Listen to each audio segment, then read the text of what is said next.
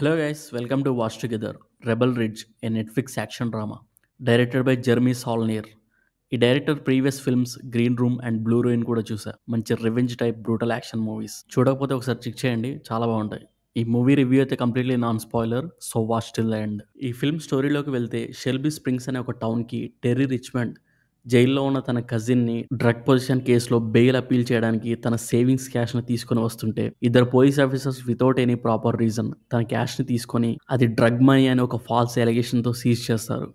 Terry తన savings ని recover చేసుకుని తన కజిన్ ని కాపాడడానికి ఆ కరప్ట్ పోలీస్ డిపార్ట్మెంట్ ని ఫేస్ చేయాల్సి వస్తుంది. ఇదే plot line. First of all ఇది ఒక full on action mode film అయితే కాదు.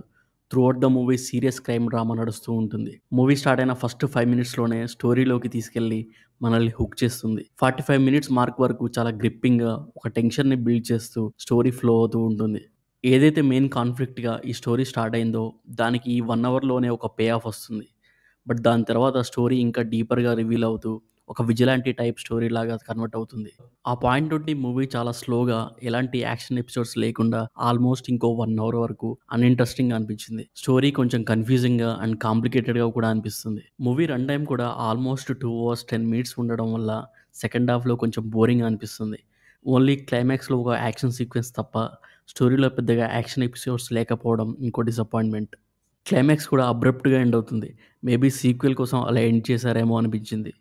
మెయిన్ క్యారెక్టర్ బ్యాక్ స్టోరీ కూడా ఏం రివీల్ చేయకపోవడం ఇంకో మైనస్. ఓవరాల్గా స్టోరీ బాగుంది, బట్ ఫస్ట్ హాఫ్లో ఉన్నంత gripping narration, tension filled moments movie అంతా కంటిన్యూ అయితే ఇంకా బాగుండేది.